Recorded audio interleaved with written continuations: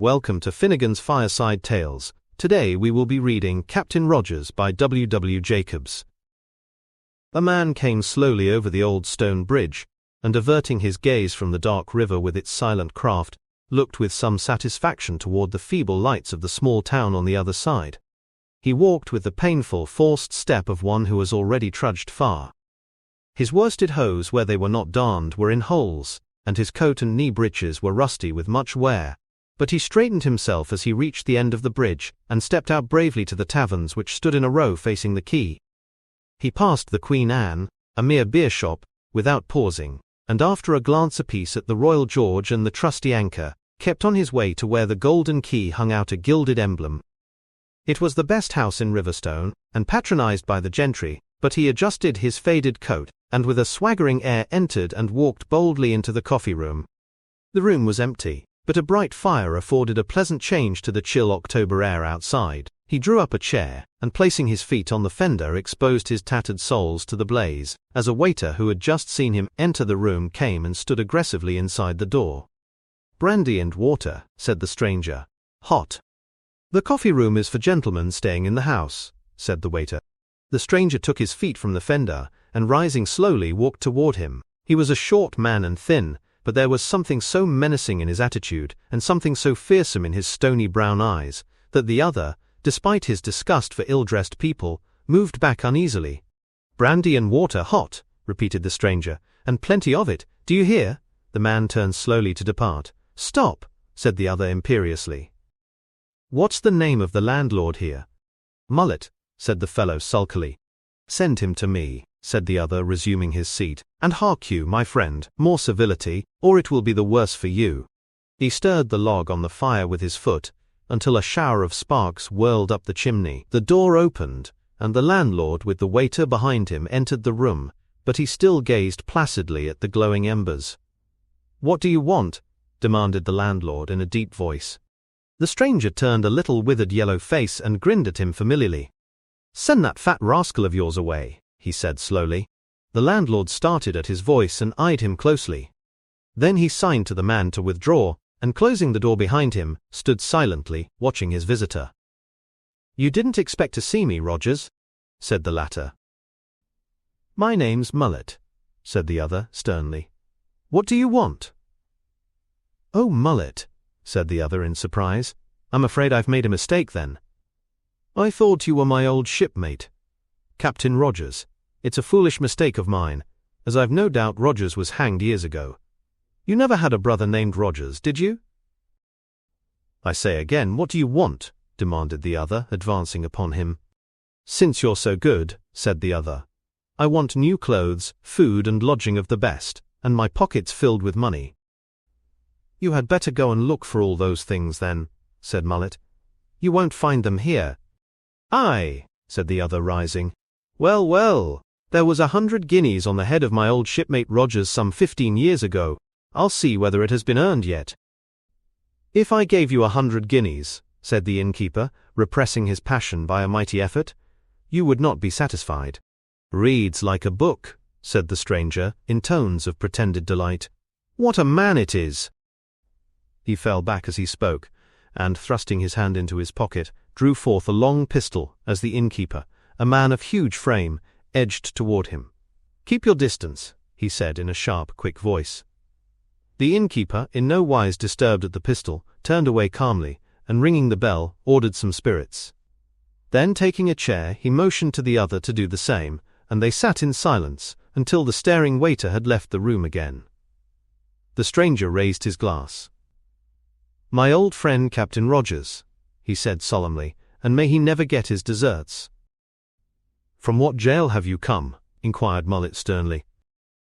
"On my soul," said the other, "I have been in so many, looking for Captain Rogers, that I almost forget the last, but I have just tramped from London 280-odd miles for the pleasure of seeing your damned ugly figurehead again, and now I've found it, I'm going to stay. Give me some money." The innkeeper, without a word, drew a little gold and silver from his pocket, and placing it on the table, pushed it toward him. "Enough to go on with," said the other, pocketing it. "In future it is halves, do you hear me, halves, and I'll stay here and see I get it." He sat back in his chair, and meeting the other's hatred with a gaze as steady as his own, replaced his pistol. "A nice snug harbour after our many voyages," he continued. "Shipmates we were, shipmates we'll be. While Nick Gunn is alive you shall never want for company. Lord, do you remember the Dutch brig, and the fat frightened mate?" "I have forgotten it," said the other, still eyeing him steadfastly. "I have forgotten many things. For 15 years I have lived a decent, honest life. Pray God for your own sinful soul, that the devil in me does not wake again." 15 years is a long nap," said Gunn carelessly. "What a godsend it'll 11 be for you to have me by you to remind you of old times. Why, you're looking smug, man, the honest innkeeper to the life. Gad, who's the girl?" He rose and made a clumsy bow as a girl of 18, after a moment's hesitation at the door, crossed over to the innkeeper. "I'm busy, my dear," said the latter somewhat sternly. "Our business," said Gunn with another bow, "is finished. Is this your daughter, Rogmullet?" "My stepdaughter," was the reply. Gunn placed a hand, which lacked 2 fingers, on his breast, and bowed again. "One of your father's oldest friends," he said smoothly, "and fallen on evil days. I'm sure your gentle heart will be pleased to hear that your good father has requested me, for a time, to make his house my home." "Any friend of my father's is welcome to me, sir," said the girl coldly.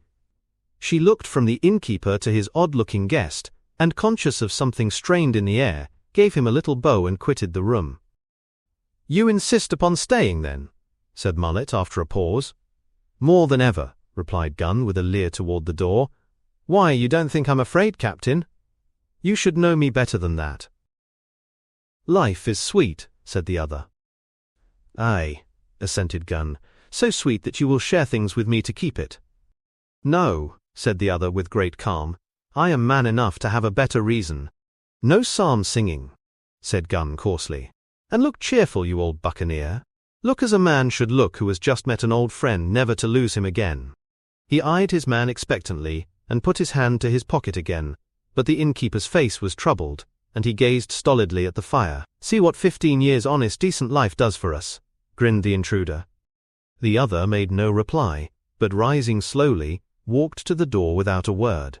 "Landlord," cried Gunn, bringing his maimed hand sharply down on the table. The innkeeper turned and regarded him. "Send me in some supper," said Gunn, "the best you have, and plenty of it, and have a room prepared. The best." The door closed silently, and was opened a little later by the dubious George coming in to set a bountiful repast. Gunn, after cursing him for his slowness and awkwardness, drew his chair to the table and made the meal of one seldom able to satisfy his hunger. He finished at last, and after sitting for some time smoking, with his legs sprawled on the fender, rang for a candle and demanded to be shown to his room. His proceedings when he entered it were but a poor compliment to his host. Not until he had poked and pried into every corner did he close the door. Then, not content with locking it, he tilted a chair beneath the handle, and placing his pistol beneath his pillow, fell fast asleep. Despite his fatigue, he was early astir next morning. Breakfast was laid for him in the coffee room, and his brow darkened. He walked into the hall, and after trying various doors, entered a small sitting room, where his host and daughter sat at breakfast, and with an easy assurance drew a chair to the table. The innkeeper helped him without a word, but the girl's hand shook under his gaze as she passed him some coffee. "As soft a bed as ever I slept in," he remarked. "I hope that you slept well," said the girl civilly. "Like a child," said Gunn gravely. "An easy conscience, eh, Mullet?" The innkeeper nodded and went on eating. The other, after another remark or two, followed his example, glancing occasionally with warm approval at the beauty of the girl who sat at the head of the table. "A sweet girl," he remarked as she withdrew at the end of the meal. "And no mother, I presume?" "No mother," repeated the other. Gunn sighed and shook his head. "A sad case, truly," he murmured. "No mother and such a guardian. Poor soul, if she but knew. Well, we must find her a husband." He looked down as he spoke, and catching sight of his rusty clothes and broken shoes, clapped his hand to his pocket, and with a glance at his host, sallied out to renew his wardrobe. The innkeeper, with an inscrutable face, watched him down the quay. Then, with bent head, he returned to the house and fell to work on his accounts. In this work, Gunn, returning an hour later, clad from head to foot in new apparel, offered to assist him. Mullet hesitated, but made no demur. Neither did he join in the ecstasies which his new partner displayed at the sight of the profits. Gunn put some more gold into his new pockets, and throwing himself back in a chair, called loudly to George to bring him some drink. In less than a month, the intruder was the virtual master of the Golden Key. Resistance on the part of the legitimate owner became more and more feeble, the slightest objection on his part, drawing from the truculent Gunn dark allusions to his past and threats against his future, which for the sake of his daughter, he could not ignore. His health began to fail, and Joan watched with perplexed terror the growth of a situation which was in a fair way of becoming unbearable. The arrogance of Gunn knew no bounds. The maids learned to tremble at his polite grin, or his worse freedom, and the men shrank appalled from his profane wrath. George, after 10 years' service, was brutally dismissed, and refusing to accept dismissal from his hands, appealed to his master. The innkeeper confirmed it, and with lackluster eyes fenced feebly when his daughter, regardless of Gunn's presence, indignantly appealed to him. "The man was rude to my friend, my dear," he said dispiritedly. "If he was rude, it was because Mr. Gunn deserved it," said Joan, hotly. Gunn laughed uproariously. "Gad, my dear, I like you," he cried, slapping his leg. "You're a girl of spirit. Now I will make you a fair offer. If you ask for George to stay, stay he shall, as a favor to your sweet self." The girl trembled. "Who is master here?" she demanded, turning a full eye on her father. Mullet laughed uneasily. "This is business," he said, trying to speak lightly, "and women can't understand it. Gunn is valuable to me, and George must go." "Unless you plead for him, sweet one," said Gunn. The girl looked at her father again, but he turned his head away and tapped on the floor with his foot. Then, in perplexity, akin to tears, she walked from the room, carefully drawing her dress aside as Gunn held the door for her. "A fine girl," said Gunn, his thin lips working, "a fine spirit. It will be pleasant to break it, but she does not know who is master here." "She is young yet," said the other hurriedly. "I will soon age her if she looks like that at me again," said Gunn. I'll turn out the whole crew into the street, and her with them, and I wish it. I'll lie in my bed warm at nights and think of her huddled on a doorstep." His voice rose and his fists clenched, but he kept his distance and watched the other warily. The innkeeper's face was contorted, and his brow grew wet. For one moment something peeped out of his eyes. The next he sat down in his chair again, and nervously fingered his chin. "I have but to speak," said Gunn, regarding him with much satisfaction, "and you will hang, and your money go to the crown. What will become of her then, think you?" The other laughed nervously. "It would be stopping the golden eggs," he ventured. "Don't think too much of that," said Gunn in a hard voice. "I was never one to be balked, as you know." Come, let us be friends," said Mullet. "The girl is young, and has had her way." He looked almost pleadingly at the other, and his voice trembled. Gunn drew himself up and, regarding him with a satisfied sneer, quitted the room without a word. Affairs at the Golden Key grew steadily worse and worse. Gunn dominated the place, and his vile personality hung over it like a shadow. Appeals to the innkeeper were in vain. His health was breaking fast, and he moodily declined to interfere. Gunn appointed servants of his own choosing, brazen maids and foul-mouthed men. The old patrons ceased to frequent the Golden Key, and its bedrooms stood empty. The maids scarcely deigned to take an order from Joan, and the men spoke to her familiarly. In the midst of all this, the innkeeper, who had complained once or twice of vertigo, was seized with a fit.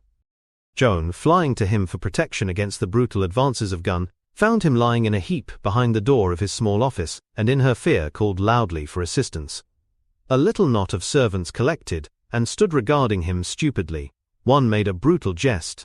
Gunn, pressing through the throng, turned the senseless body over with his foot, and cursing vilely, ordered them to carry it upstairs.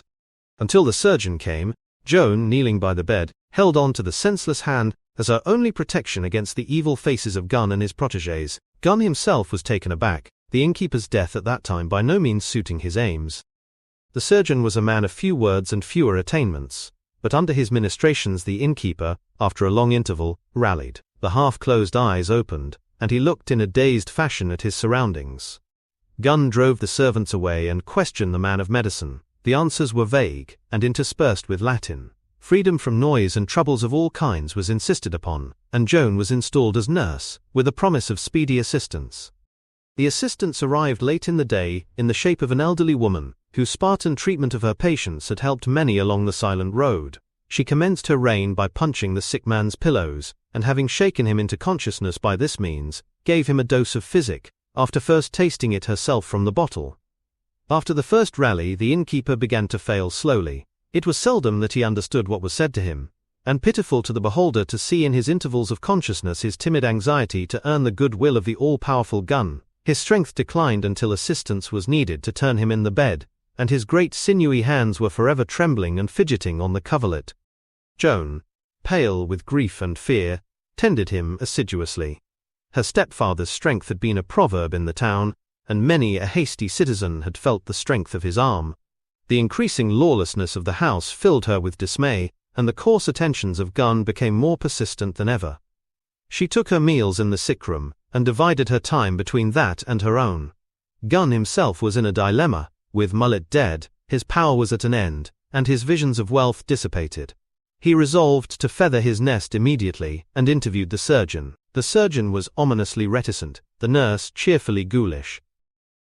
4 days I give him, she said calmly. 4 blessed days, not but what he might slip away at any moment.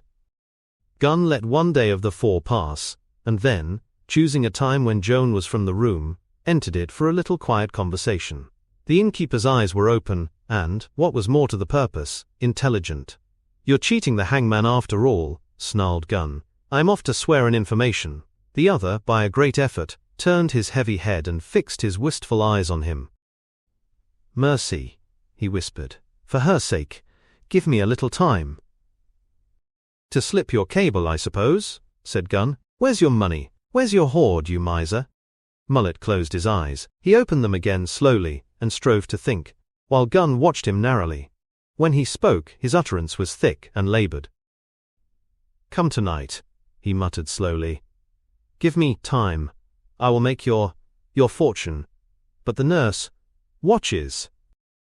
I'll see to her, said Gun with a grin. But tell me now, lest you die first. You will let Joan have a share, panted the innkeeper. Yes, yes, said Gun hastily. The innkeeper strove to raise himself in the bed, and then fell back again exhausted as Joan's step was heard on the stairs. Gun gave a savage glance of warning at him, and barring the progress of the girl at the door attempted to salute her. Joan came in pale and trembling, and falling on her knees by the bedside, took her father's hand in hers, and wept over it. The innkeeper gave a faint groan, and a shiver ran through his body.